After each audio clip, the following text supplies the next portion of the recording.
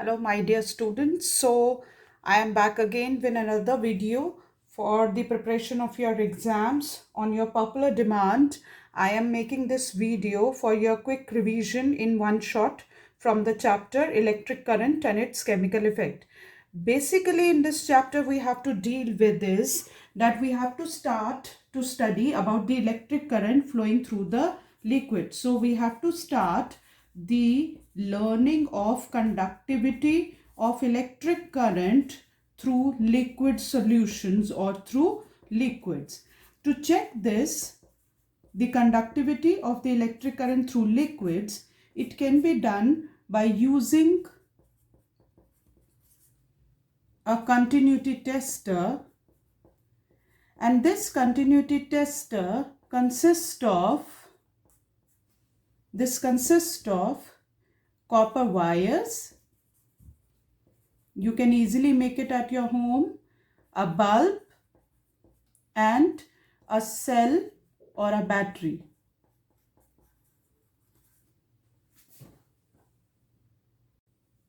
This continuity tester, it appears like this: copper wire, then a cell or a battery. This is the positive side, this is the negative terminal, then a bulb. Let us mark these 2 points as A and B. If you will put these 2 points A and B into the liquid and the bulb starts glowing, that shows that the liquid conducts electricity. If the bulb is not glowing, that shows that the liquid is not conducting electricity. Based on this, that whether the electricity is conducted by the liquids or not, we can classify the liquids into two types. So this classification is based on the conductivity of electric current through the liquids. So on the basis of this, the liquids can be classified as electrolytes and non-electrolytes.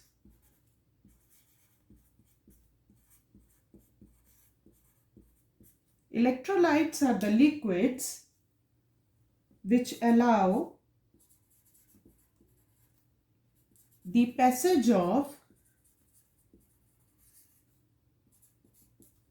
electric current through the liquid.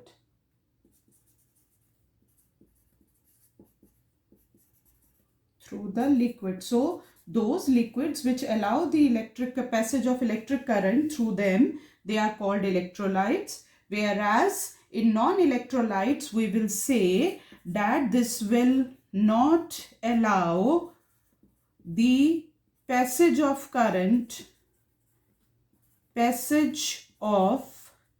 electric current through the liquid. So those electrolytes are called non-electrolytes.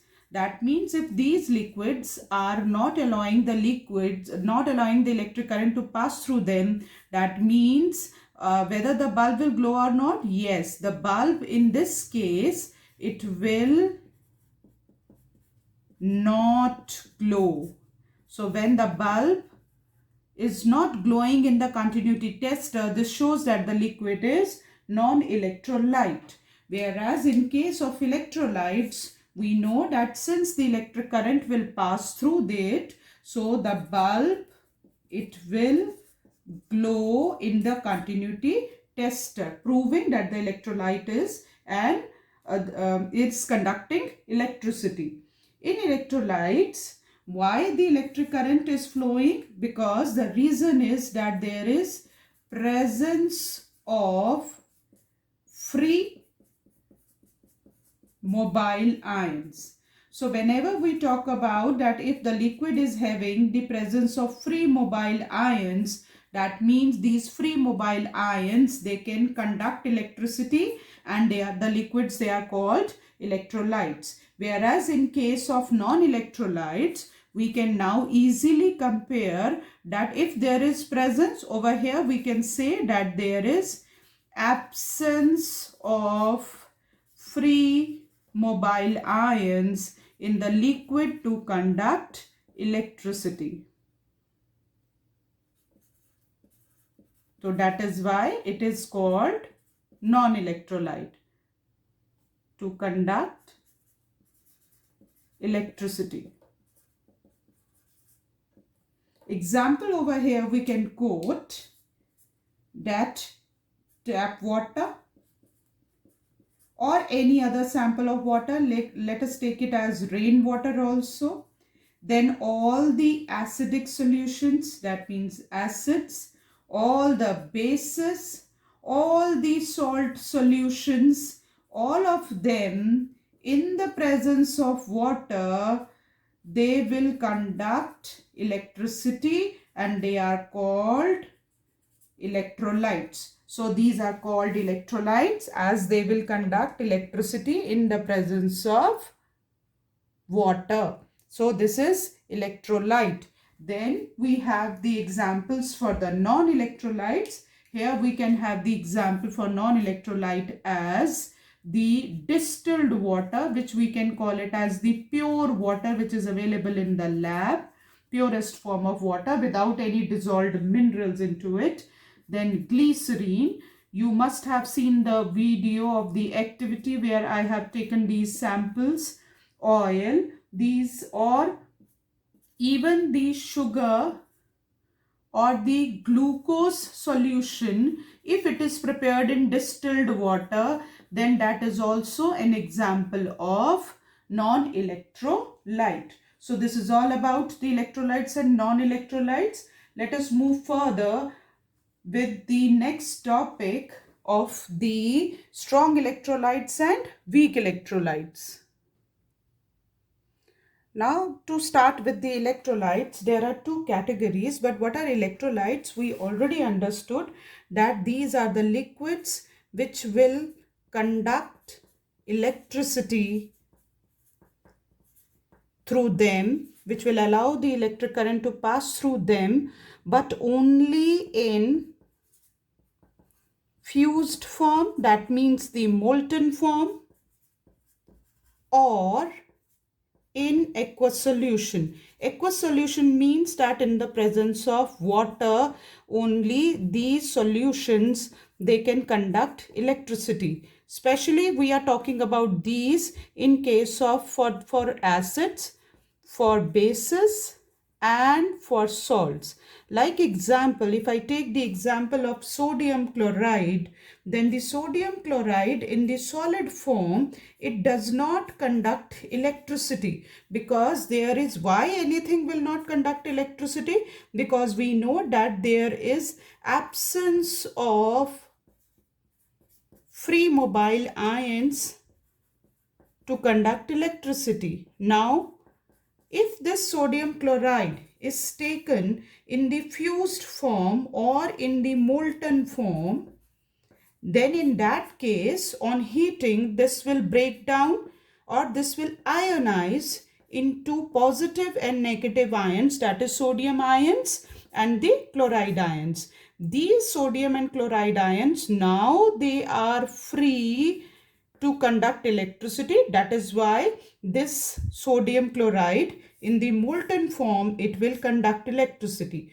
But let us talk about what happens in the aqueous solution.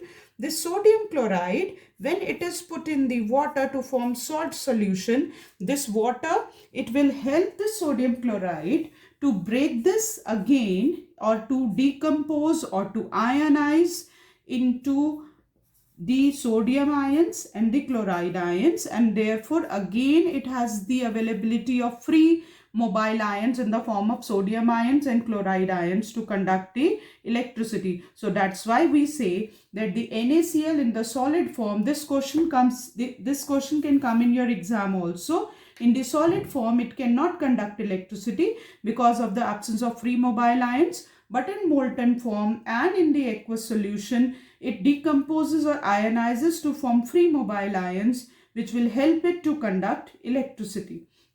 Now, as we were talking about the conduction of the electricity through electrolytes, So we said that these electrolytes, they are further classified into two main categories. One is called the strong electrolytes and the other one is called, yes, it is weak electrolytes. So what are strong electrolytes? It all depends upon the availability of the ions. The strong electrolytes means that there is availability of large number of, we have to stress, large number of free mobile ions to conduct electricity through them. And how it is possible that any electrolyte will have large number of free mobile ions? It is possible only when the electrolyte or the substance or the chemical, it will ionize completely. That means there is complete ionization in this case of the strong electrolyte. Example, all the strong acids.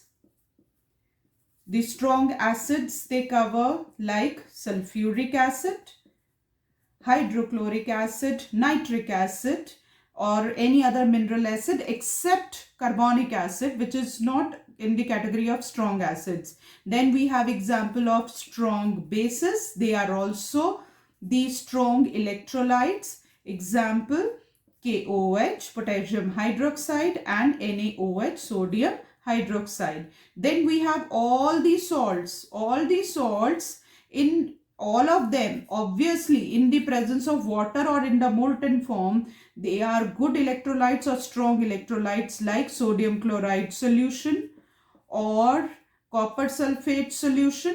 These are example of strong electrolytes. Then we will talk about the weak electrolytes. The weak, we will say, over here we are laying stress on the large. That means over here we can say that there is availability of not large number of free ions, availability of small number of free mobile ions.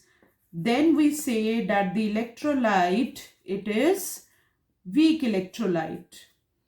If it has less availability of free mobile ions, that means the ionization is not complete as in strong electrolytes. So the ionization also over here is not complete. So we can say it is partially ionized. So over here we can say the weak electrolytes are partially ionized to give the small number of free mobile ions to conduct electricity.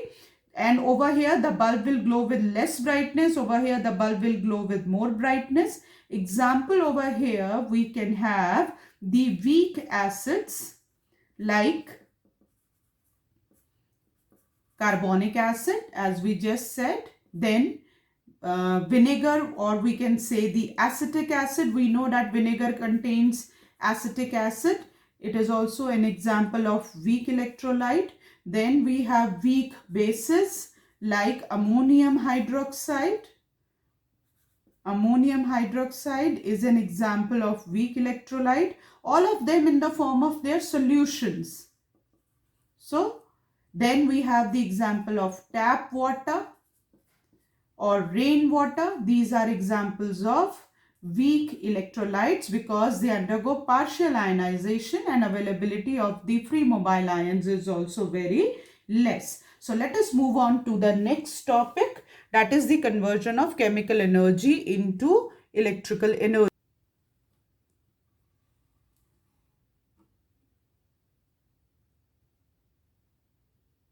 Now the chemical energy, the device which is used to convert the chemical energy into electrical energy, it is called cell or a battery. The first cell was made by Alexandra Volta,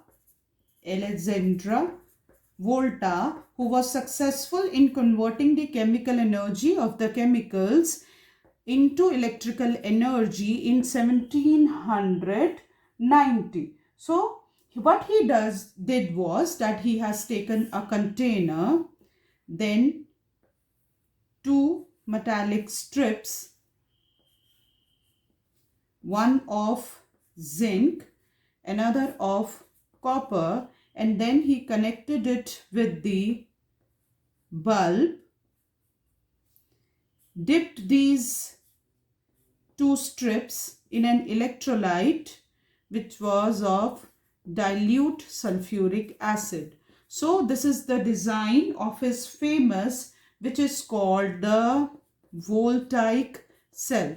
So in voltaic cell, he has taken, it was designed by Alessandro Volta in 1790, and it was the first cell to convert the chemical energy into electrical energy with two metallic strips, zinc and copper, dipped in dilute sulfuric acid, which was the electrolyte, and it was connected with the bulb, and he saw that the bulb started glowing. This zinc rod was taken as the negative terminal of the battery, as we know that any cell or a battery will have the negative and the positive terminal. So zinc is taken as negative, copper is taken as positive. How you can remember is that the trick is that over here zinc, N stands for negative and copper contains P. So P stands for positive. Only for this voltaic cell you can remember like this, in the where it is used to convert the chemical energy into electrical energy. Now we can now further move on to the next topic, which is the chemical effects of electric current. Now what we'll study over here is that what will happen if you pass the electric current through any solution. What are the different things which you can observe? The study of the chemical effects of electric current, it was done by two scientists, Michael Faraday and Henry. Not Henry, it was studied by, the chemical effects of electric current was studied by Michael Faraday in 1834, and what he did was he passed the electric current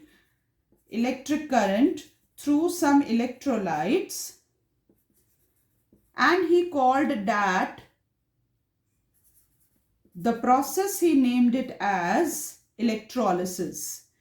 We have to study in detail the electrolysis of water, which is very important for your exam also. Electrolysis of water was carried out by a British chemist, William Nicholson. So William Nicholson carried out the electrolysis of water, and again over here we will take a container. Again two electrodes. Both the electrodes are the graphite electrodes. That means the graphite rods. So these are, both of them, they are graphite rods. You can use the pencil leads also. This is connected to a battery. This is the positive terminal. This is the negative terminal. The positive terminal, the electrode which is connected to the positive terminal, it is called anode. So anode is the positive terminal, and the other graphite rod which is connected to the negative terminal, it is called cathode. This is the negative terminal of the battery.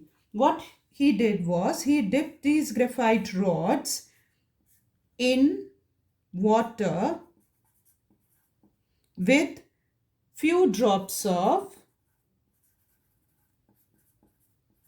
sulfuric acid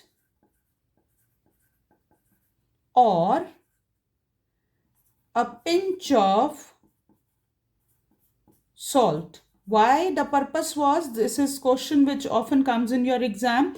The purpose of adding few drops of sulfuric acid and a pinch of salt is to make the water more conductive, because we know that it is a weak electrolyte.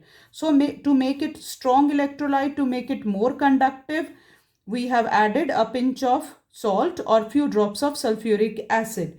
What he observed was, on passing the electric current, this water got split up or decomposed into two gases at both the electrodes. So two gases were formed on both the electrodes. The gas which was formed at anode was the oxygen gas, and at cathode the gas liberated was hydrogen gas. These gases are liberated in the ratio, hydrogen and oxygen, in the ratio of 2:1 by volume. They are released over here in this reaction. And how we will check that the gases released are oxygen and hydrogen at anode and cathode? We will check it by taking a burning splinter near the mouth or near this anode. If that burning splinter will burn with more brightness, because the oxygen is a supporter of combustion, then this shows that the gas released is oxygen. On the other hand, the same splinter, if it is taken over here near the cathode, then it will start burning with the popping sound. This means that the gas released is the hydrogen gas. So popping sound denotes that the gas released is hydrogen gas, whereas this gas, oxygen gas, will burn with more brightness. So this was about the electrolysis of water. We have to remember the signs of anode and cathode. Anode is always positive, cathode is always negative. You can learn this with the trick I told you earlier also, A plus C minus. Anode is positive, C, cathode is negative. So always remember A plus C minus. Let us move on to the next topic, that is the further about the chemical effects of electric current. Now when we pass the electric current through any electrolyte, some chemical reaction they may happen in that, and those chemical reactions, they depend upon two factors. The first factor is the nature of the electrodes. Which electrodes we have taken, that will decide about what kind of reaction will take place. So nature of electrode is the first factor. The second factor which will decide the chemical reaction taking place in any electrolyte will be the nature and as well as the concentration of the solution or the electrolyte. So nature on the concentration of the solution or electrolyte and the nature of the electrode, these are the two factors on which a chemical reaction will depend upon whenever the current is passed through any electrolyte. The next thing about this is that what are the prominent effects which we will observe on passing the electric current. That means you are passing the electric current through an electrolyte. What are the possible things which we can see? So the prominent effects of the electric current on passing the electrolyte through any electrolyte, there are total three. The first one is that there may be deposition of a metal. Deposition. After passing the electric current, you may observe that there is deposition of a metal on an electrode after passing the electric current. So you may see that a metal is deposited, and this is called electroplating, which we will be doing a little while in detail. Then the another effect of this is that there may be evolution of gas bubbles, as we have seen during the electrolysis of water. So gaseous bubbles, they may appear in this, which is one of the another effect of the electric current. The third effect of electric current is that there may be the change of the color of the electrolyte. This change in color can be due to the dissolution of different ions in the solution on passing current. When you have passed the electric current through the solution, it will change the ions present in the solution, and there can be change in the color due to that. So these are the three prominent effects which can be observed on passing the electric current. So let us now lay more stress on the next topic, that is the application. Now application means that where it is used, the electrolysis.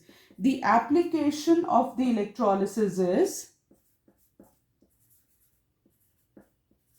it is used mainly in three things. It is applied in three things. The first one is that it is used in extraction of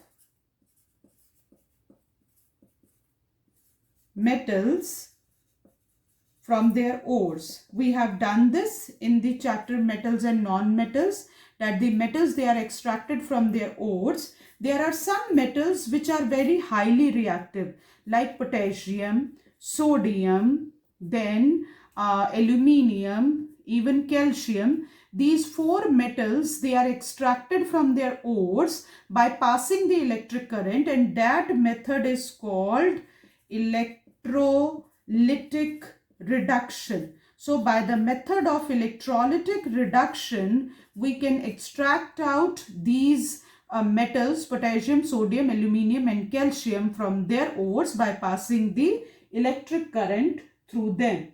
Then the next one, or the next application where it is used, is that it is used in electro refining. Now what is electro refining? We have done this again in the extraction of, while studying extraction of the metals from their ore. This was the last step. That means to convert or to obtain the pure metal from impure metal.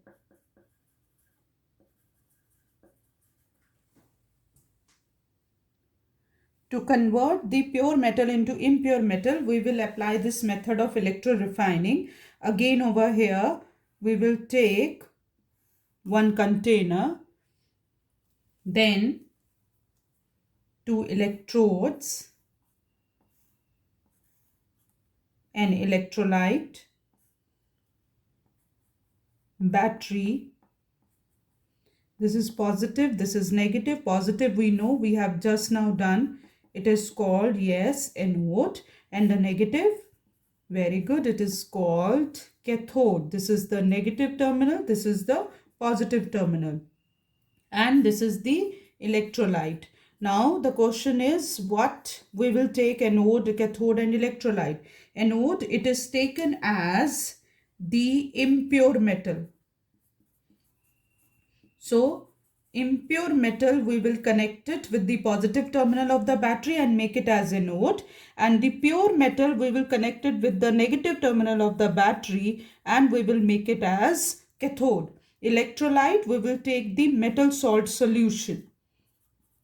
Metal salt solution is taken as electrolyte. For example, if we are taking the example of copper, let's say we want to obtain pure copper from impure copper. So we will take the impure copper as anode and connect it with the positive terminal. Pure copper we will be taking as cathode and connect it with the negative terminal, and copper sulfate solution we will be using as an electrolyte. So after some time we will observe that the copper from the impure anode, it will go and it will keep on depositing on the cathode. So after the reaction, the anode will be thinner and cathode will be thicker because it has got the deposition of the copper from the anode. So anode will dissolve and cathode will become thicker and thicker on passing the electric current. Let us move on to the third very important application of electrolysis, that is electrorefining.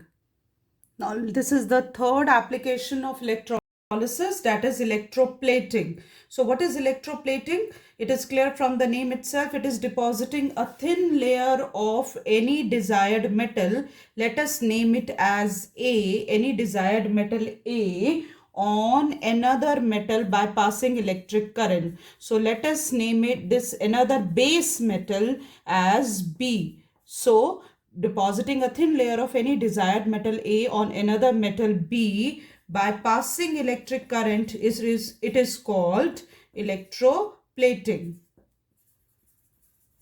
Now for this also again we will be using a container with two electrodes which are dipped into an electrolyte. This is connected to a battery, positive terminal, negative. Positive one we know that it is called anode, negative it is called cathode. This is negative, this is positive, A plus C minus, and this one is the electrolyte. Now how do this will help us in electroplating? We will take or we will connect the anode, we connect the desired metal A on this positive electrode. So this positive electrode is made as the desired metal A. So the metal which you want to get the coating, it is connected with the positive terminal and is made as A, and the base metal on which you want to get the coating, that is connected with the negative terminal and is made as cathode. So B is connected to cathode, negative terminal, A is connected to anode, a positive terminal. Electrolyte, we will take the electrolyte as salt solution of metal A, that is the desired metal. Now for example, if we want to take over here, let us take the example that I want the coating of silver on, Ag is silver, on steel. If you want to coat the silver on steel, that means the silver, it is the desired metal. So where we have connected the desired metal A, the desired metal, it is A, it is connected to anode. So in this case, the anode is made silver. That means it will be connected to the positive terminal of the battery, and that means what you will be taking cathode. Cathode is taken as steel, that is it will be connected to the negative terminal. What will be then electrolyte? It is electrolyte, it is taken as the salt solution of metal A. What is metal A over here? Metal A is silver. So silver salt solution. Either you write silver salt solution if you don't know the name of this, and if you can remember, then you have to write down it is silver nitrate solution which is used as an electrolyte. Another example we can take over here is that when we want to coat zinc or the copper on zinc. In this case, we want to have the desired metal copper. So that means what is anode? Yes, the anode, it is made the desired metal. So we will get the anode as copper, which is to be connected with the positive terminal, as it is the desired metal coating which you want to be coated, right? So this is the desired metal coating, that is copper. Cathode is made as zinc, which should be connected again with the negative terminal, and it is the base metal. Then the electrolyte is taken as metal salt solution of the desired metal. Desired metal is copper. So that means it is the copper salt solution. Either you write down in your answers or you can write down copper sulfate solution is taken as electrolyte. So then we will see that silver will get deposit on the steel, or in case of this, the copper will get deposit on the zinc after passing electric current through this. Now how it is helpful for us? It is helpful for us because it has some applications. Now what are the applications of electroplating? The applications of electroplating are, there are three applications. The three applications are, The first one, that it will improve or it will alter, it will change, improve or it will alter their appearance. It will make it more shiny and more bright. So it will be helpful in making it more shiny. So it will improve its appearance. The second application of electroplating is that it will provide a protective and a strengthening covering to the base metal. And that is why we can use over here, there can be a question that why the chromium metal, it is coated over the bath tabs on the kitchen and kitchen tabs or the kitchen gas stoves, etc. The handles also, because this chromium coating, it will help us to give more shine, make it corrosion resistant. That is why it will provide more, or it will provide a protective covering, and it will also reduce the wear and tear. That means it will make it scratch proof. So that is why the chromium, it is used to coat the bath taps, the kitchen gas stoves, and the car bumpers also. The third application of this is, which is quite easy to understand, that it will minimize the cost and it will make it less expensive. Like those people who cannot afford to have the gold jewelry, what they can do, they can buy the jewelry made up of silver and get it electroplated with the gold, and that is why it will minimize the cost of their jewelry. It will make it less expensive, but it will give the same appearance as the appearance of a gold jewelry. So these are the three applications. It will improve their appearance, give a protective covering like a chromium coating will give the corrosion resistant covering, give more shine and make it scratch proof, and it will minimize the cost. Now the last topic left, it is electromagnetic induction. Let us move on to that one. The electromagnetic induction was studied by Faraday and Henry, and before that we have done that Faraday has done one more thing, that he has studied the electrolysis, right? And electrolysis of water was studied by William Nicholson.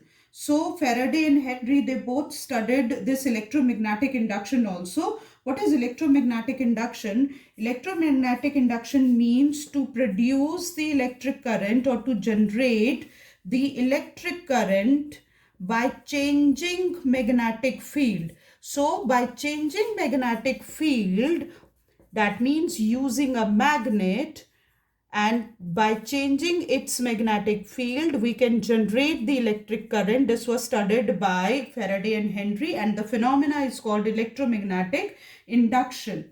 In electromagnetic induction, what did they have done? They have taken one bar magnet, north pole, south pole, any pole we can take, and they have taken a cylindrical hollow pipe and wounded one copper wire over it and connected it with a bulb. Now they observed that when they are moving this bar magnet towards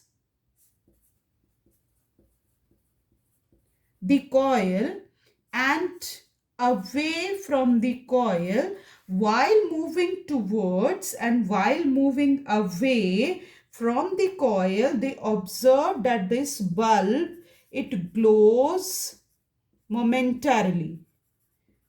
That means this bulb, it will start glowing. That means this magnet is able to produce the electric current in this wire, which will make this bulb glow when this magnet is brought towards and away from the coil very rapidly. So when we are moving this magnet towards and away, that means in and out of this electrical coil, the bulb is glowing momentarily, and the bulb will stop glowing when the motion of the magnet will stop, or when the magnet will stop moving, then the bulb stops glowing. Okay? Now, the electromagnetic induction, over here we can see that the magnetic energy or the mechanical energy, because this magnet is moving, so we can say that in this case the mechanical energy of the moving magnet, it has been changed into electrical energy. And this is used, this phenomenon of electromagnetic induction, it is used in generators, it is applied in generators and in transformers, where we know that the mechanical energy, it is converted into electrical energy. The four important observation in his experiment of this electromagnetic induction were the four main observation in his experiment, which we have discussed also, is the first one, that it is the relative motion between magnet and the coil. So that means either you can move the magnet or you can move the coil also towards and away. So either of them you have to move. So relative motion between the magnet and the coil will make the current flows through the wire. So the current will flow whenever there is relative motion between magnet and the coil, and that means the current, the second observation will be that the current will stop moving, the current stops flowing through the wire when there is no relative motion. That means the magnet and the coil are at rest with respect to each other. So when the magnet and the coil, they are at rest with respect to each other, then they will stop moving, then the current will also stop flowing through the wire. The third is, I have written over here that you have to move the magnet rapidly. So that means this is the next observation. Faster the relative motion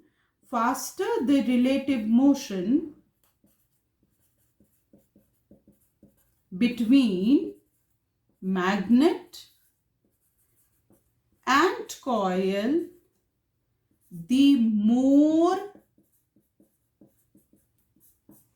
is the current flowing through the wire.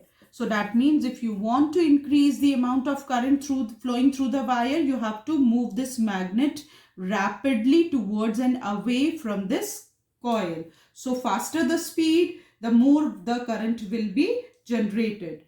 The last one is that the direction of the current,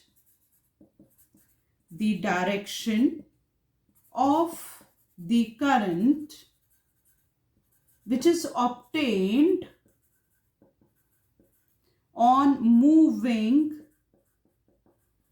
the magnet towards the coil, will be opposite to the direction of the current when magnet moves away from the coil.